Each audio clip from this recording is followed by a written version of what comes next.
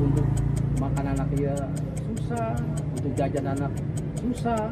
Ya agak menurut gua lumayan mahal juga itu biaya sekolahnya. Mari kita bersyukur dengan cara melihat orang yang lebih kurang dari kita. Jadi ini pendapat gua, kita tuh jangan saling merendahkan dan jangan saling menjatuhkan sesama manusia. Jadi kita tuh saling merangkul dan saling membantu dan saling support. Setahun saya di kampung nggak bisa jualan, ini ditutup jalannya, di portal semua. Saya di dalam kompleks ini. Kita tidak boleh bersikap rasis karena bersikap rasis itu tidak baik. Bisa aja loh yang namanya korban pembulian itu ngerasa bahwa dirinya tuh nggak punya otoriter, dirinya nggak punya kekuasaan untuk bisa melawan pelaku pembulian.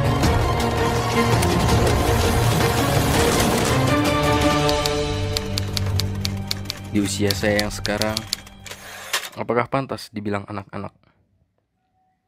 Orang-orang dewasa di luar sana, apakah selalu dibilang orang dewasa? Bagaimana cara kita mendefinisikan kedewasaan? Apakah dari segi umur, sifat, sikap, tinggi atau postur tubuh? Bukankah kita semua sama? Guru kita, guru ngaji kita, sering sekali mengingatkan kita bahwasanya manusia memiliki kekurangan dan kelebihannya masing-masing. Apakah mereka selama ini berpura-pura bahwasanya mereka hanya melihat yang sejajar dengannya? Selebihnya, mereka seperti tidak tahu apa-apa. Mengapa kita memiliki dua mata yang sama, namun pandangan kita berbeda-beda?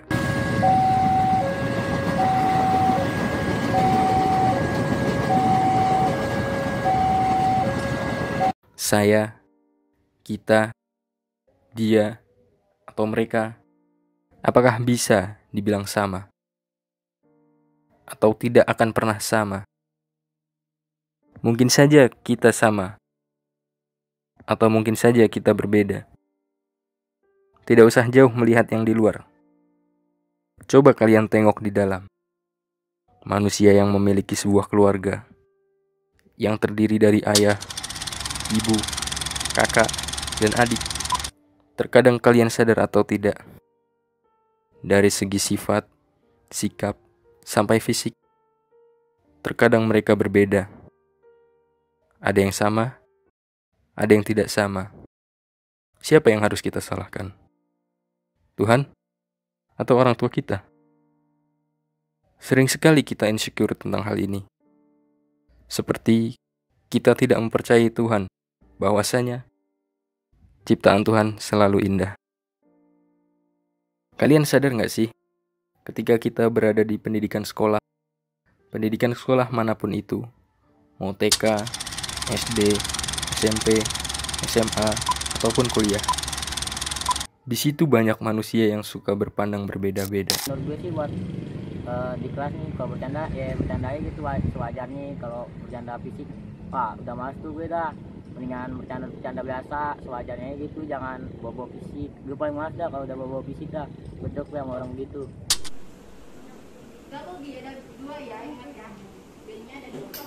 Terkadang si A bilang kalau si B adalah manusia bodoh. Mengapa bisa dibilang bodoh? Apakah karena dia tidak bisa matematika?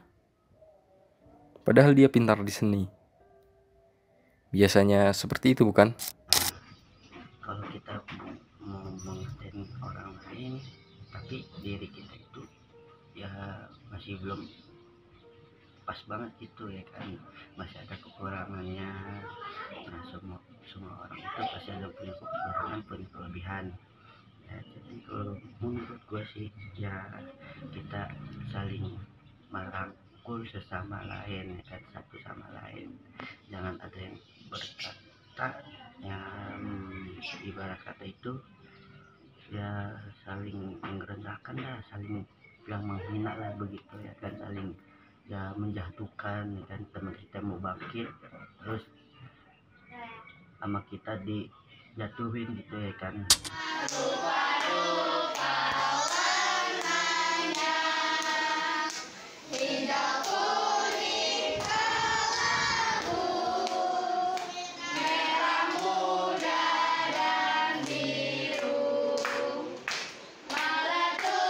woi krempeng, woi gendut.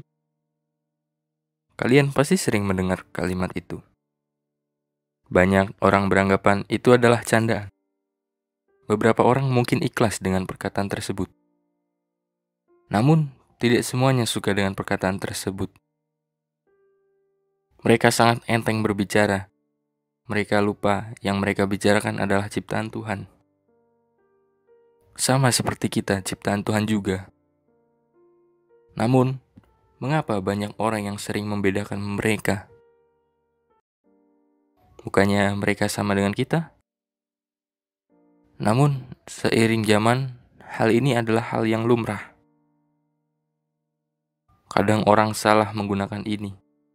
Setiap orang yang baru dia kenal, mereka pasti dengan santai mengucapkan hal-hal yang tidak baik ke fisik mereka atau temannya.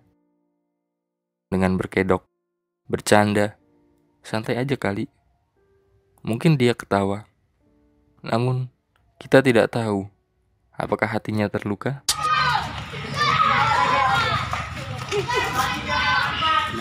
Menurut gua, manusia yang suka ngebully itu mungkin ngerasa bahwa dirinya itu udah perfect dari korban pembulian.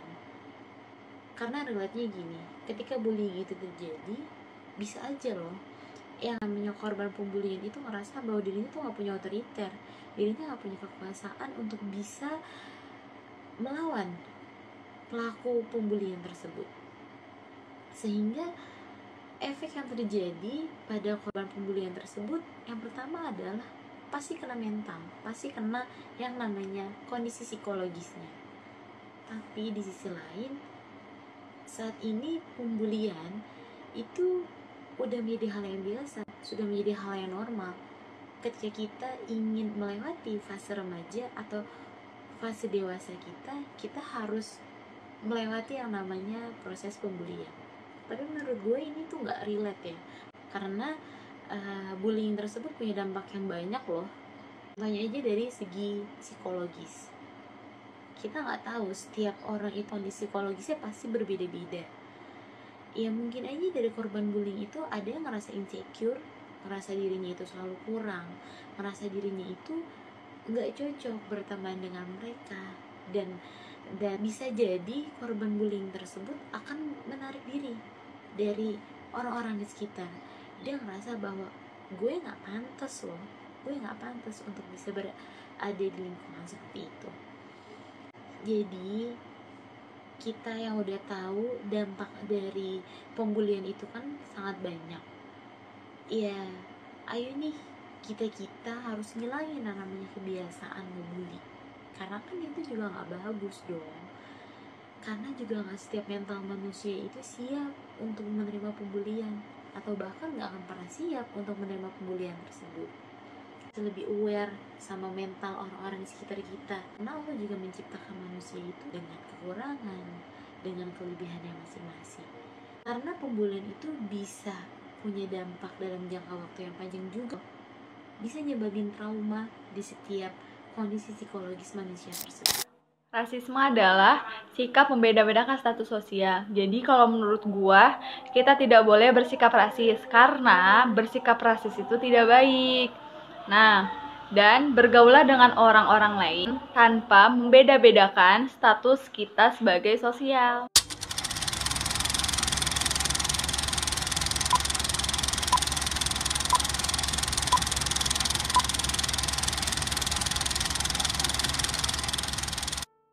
Candaan tidak hanya dalam bentuk ledekan fisik. Dalam segi ekonomi juga ada. Kalian sadar atau tidak sadar, ketika kalian bercanda mengatakan teman kalian tidak mampu, duit jajannya terlalu dikit, teman kalian gembel, nggak sekolah, omongan kalian mungkin terlihat lucu, namun terasa sakit hati untuk mereka yang merasakannya langsung. Karena kalian tidak tahu tentang kehidupan mereka. Kalian hanya tahu luar kehidupan mereka.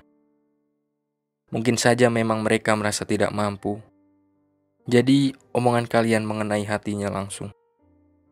Beberapa dari kita pernah merasakan yang namanya pendidikan sekolah. Namun, tidak semuanya pernah merasakan pendidikan sekolah tersebut. Mereka semua ingin sekolah dan mengikuti pendidikan lainnya. Namun, tidak semua memiliki ekonomi yang sama seperti kalian.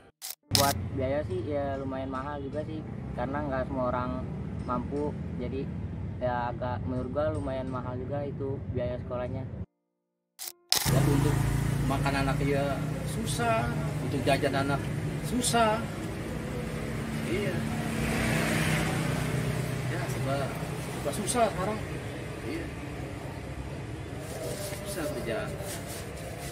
Kadang-kadang istri tahunya kan duit, nggak tahu pencarian laki lagi susah begini. Ya susah ya susah semua, bukan saya doang.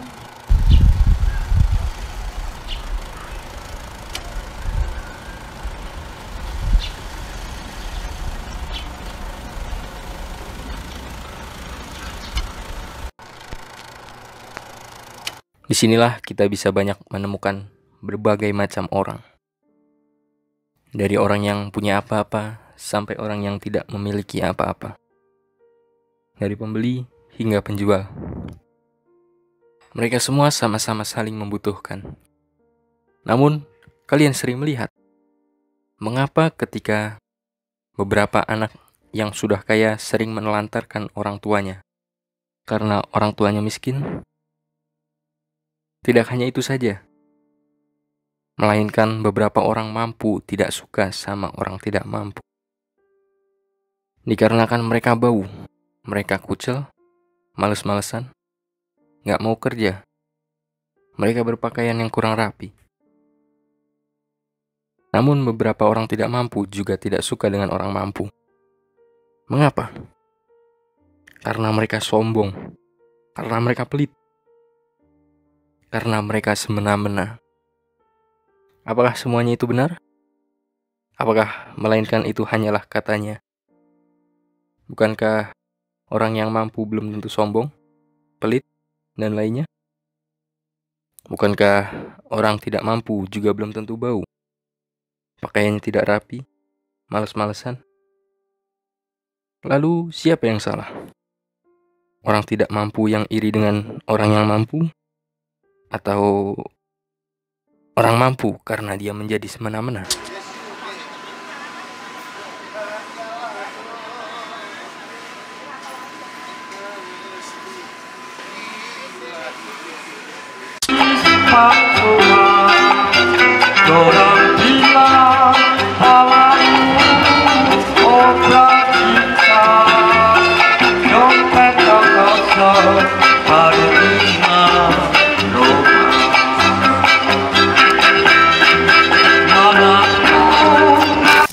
Setahun saya di kampung, sudah bisa jualan.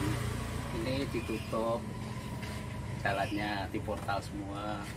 Saya di dalam kompleks. Bersyukur itu kan artinya berterima kasih kepada Tuhan yang telah memberikan nikmat kepada kita. Ketika kita kurang bersyukur, maka nikmat yang diberikan oleh Tuhan kepada kita itu akan selalu kurang.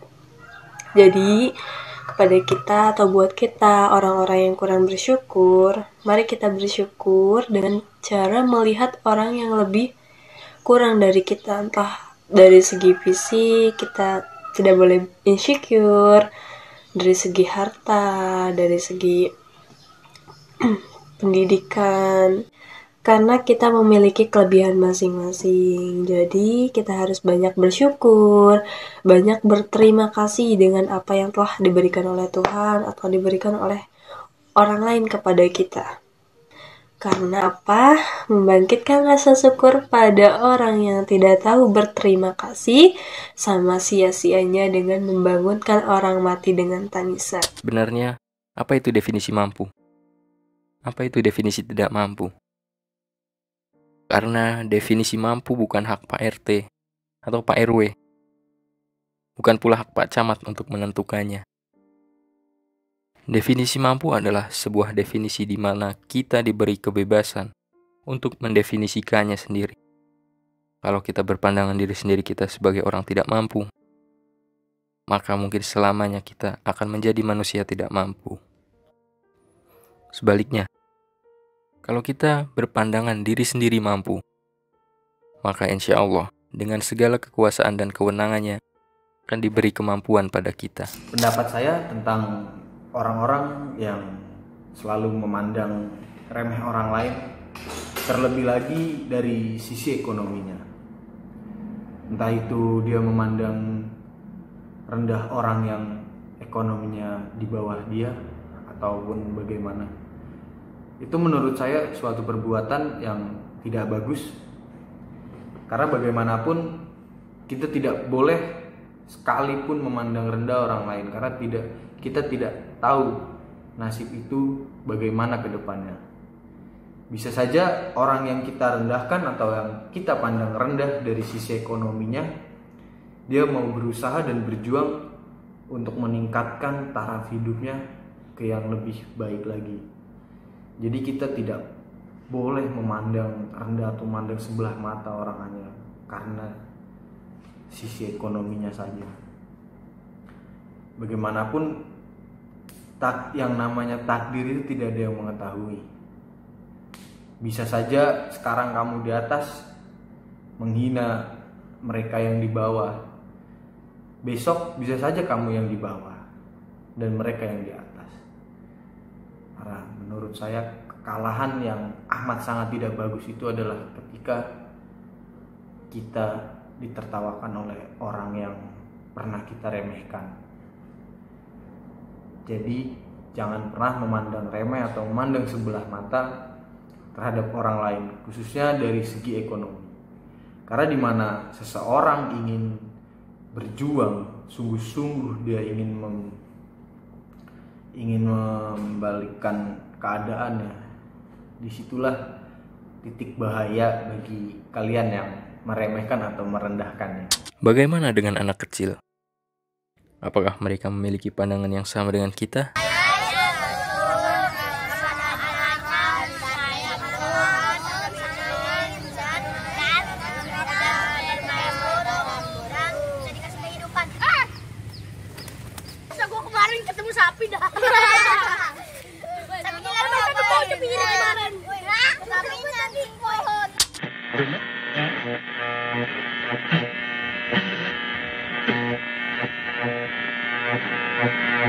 Di setiap sudut pandang bercelah, kebutaan, ketidaktahuan, tutupnya mata dan telinga menjadi sebab pandangan berbeda-beda. Akan tetapi, apakah kalian mengetahui nasib, takdir, hidup seseorang tidaklah sama? Apakah kalian mengetahui ras, agama, kecerdasan, bahkan kesempatan yang berbeda? Tokoh-tokoh kehidupan adalah manusia. Manusia adalah kita. Kita adalah sama, memiliki perbedaan, kekurangan, dan kelebihan masing-masing. Tokoh kehidupan yang tidak berkaca menghakimi setiap orang seakan-akan bahwa dialah yang terbaik. Kita memang rakyat kecil, tapi bukan berarti kita tidak berharga. Kita memiliki ketulusan yang jarang dimiliki oleh kalian. Wahai manusia penghakim sesama.